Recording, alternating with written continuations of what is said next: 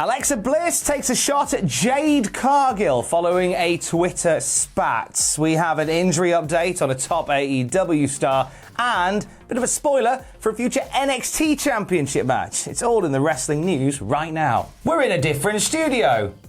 If you don't know why, we might tell you at the end of the video. We probably will. Twitter is always a fun place for feuds to start. The best place for feuds to start on. Now, I want to emphasise when we talk about this that I'm pretty confident that what was going on between Jade Cargill and Athena was all in character. Yeah. And it was all a work. Mm-hmm. And there was no nastiness, no animosity there, okay? So, you know, we're not always fooled by the... You didn't get me, Tony Khan. You didn't catch us this time. So Athena put a lovely picture on Twitter the other night. Jade Cargill quite retweeted it, saying, "You look rather Mandy-ish." Little reference to NXT Women's Champion Mandy Rose. Not Mandy from Emmerdale. No, I mean, she is similarly Mandy-ish. Yeah. Jade Cargill says, "I thought you weren't trying to be sexy, Athena. You got close to a real goddess, then seen you have to switch it up. Kiss emoji, crown emoji. No. But you guys want this woman to take my spots? Bitch! GTFOH! Whoa, it's kicking off. Get to flip O'Hara." Got it. And then tags Athena. Athena responded saying, "Jade Cargill, that's real rich coming from someone who's also buff blonde. Mandy and Charlotte are already taken. Move on, hussy. Whoa. I hope you keep that same energy next time I see you." Ow. So that's all popping off Yeah. between those two, and there's a few more little backs and forths. Alexa Bliss wanders into the room. Hello. She says, "I'd love to get mad at someone who's coming after my bestie, but I'm still trying to figure out who the heck they are." Whoa. Then tagging Athena. Like, why we do this? I feel like Alexa Bliss a few times has got the dander up of a certain Twitter community. Yeah, I think never ended well. I think it's obviously in jest, you know, like, who's this Jade Cargill person? And it's nice to see her sort of come into the aid of Athena there as well, her friend, and also a little bit to the aid of Mandy. I think there's I don't know whether it's like Mandy is seen as a little bit of a dig again in storyline purposes. Yeah, of course. So maybe there's a little bit of that in there as well. And like you say, they're friends and they're besties and stuff. But it was it's the go-to. I've noticed it's a go-to for WWE guys to AEW guys. You know, who are you? Yeah, I know. That's it's not like we were in a feud not that long ago kind of thing, you know. Sorry, who's this? I don't know who you are. Jade who? It seems like a real go-to. It does. It's the easy thing to do, isn't it? I think, you know. I think so.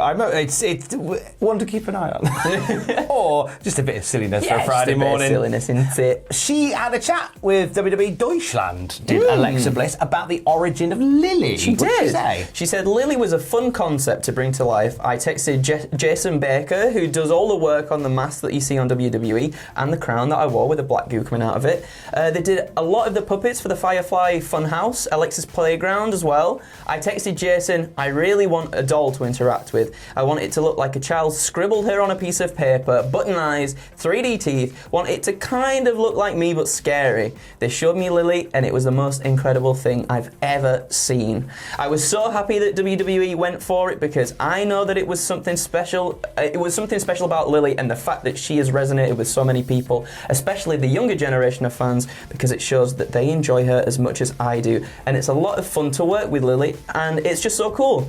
I always just wanted to have something tangible they can play with, and it's Lily, and it's awesome." You won't get me in button eyes. When she said that, like, I want it to look like a child scribbled her on a piece of paper. You've seen the thing where, like, a daughter scribbles a monster on a piece of paper and then the dad brings it to life? That's exactly what that reminded me of when I read that. Can we put one on the screen?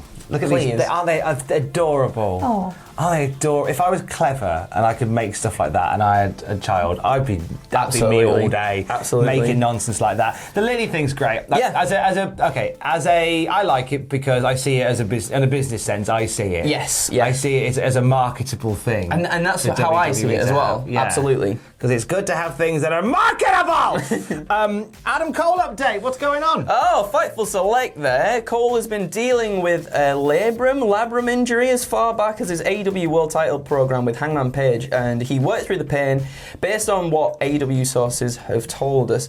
Those that we spoke to claim that the labrum was torn, though we have not had that confirmed by Cole or All Elite Wrestling themselves. Now, Cole hasn't wrestled since Double or Nothing when he had the match with Samoa Joe for the Owen Hart Tournament Cup.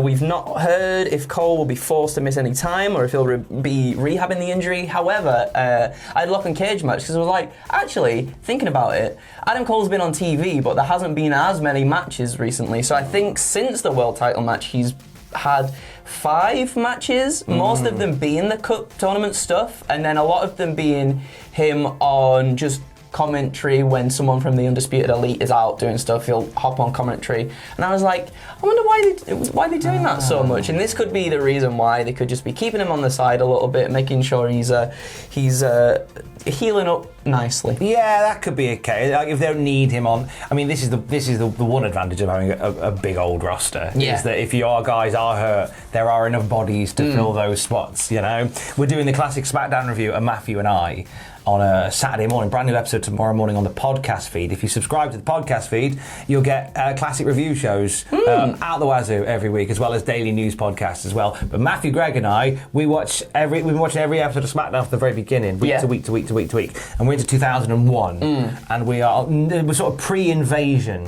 right now. Yes, the roster is buggered, right? Everybody's injured. Yeah, to the point where they had to cancel a house show. Partly because the ticket sales are bad, but partly because everybody was knackered. Wow! Like you've got long matches with guys like Raven and Albert, and on SmackDown because they're trying to buy the wrestlers who are at the top time to get better. Of course, it's a real snake bit roster. Yeah. So that's tomorrow morning. Cheap plug.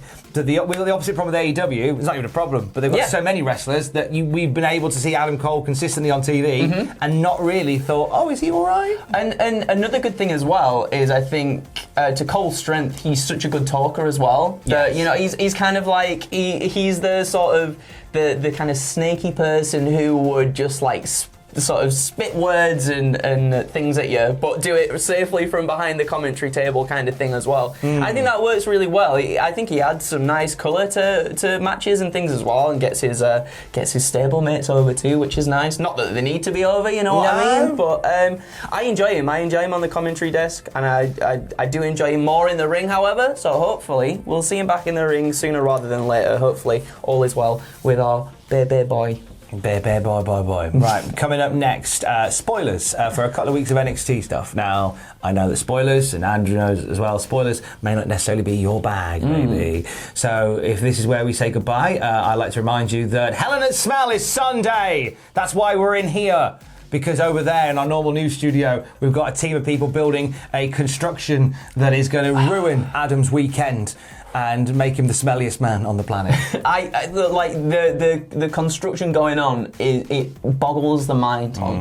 It is something that you've never seen before. You're going to very much enjoy what we've got in store for that, man. You can watch Sunday at youtube.com/cultaholic/live for Hell in a Smell, the filthy 5th edition starring Adam Pacitti. If this is where you leave us here and you don't want spoilers for NXT, we say keys. Love you, bye. Don't know what that was, but there we go. Love you, bye. Love you, bye. If you're staying, then here we go. If you're staying, then keys, love you, hi.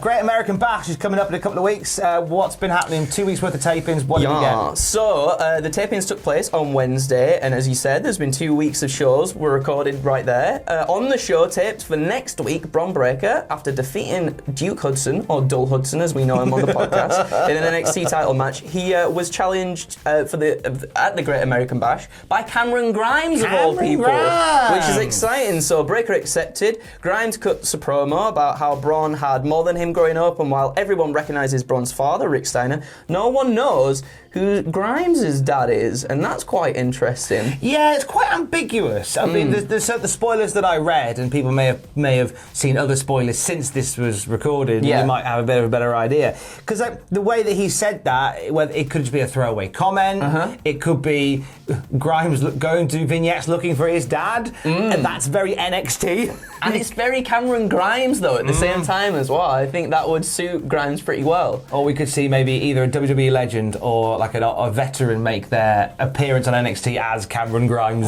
dad. Buff Bagwell. Your best mate. Imagine Buff Bagwell. Buff the stuff Buff and Rick Bagwell. Steiner coming back again, clashing. Oh, that's quite exciting. Or what if Cameron Grimes' dad is Scott Steiner?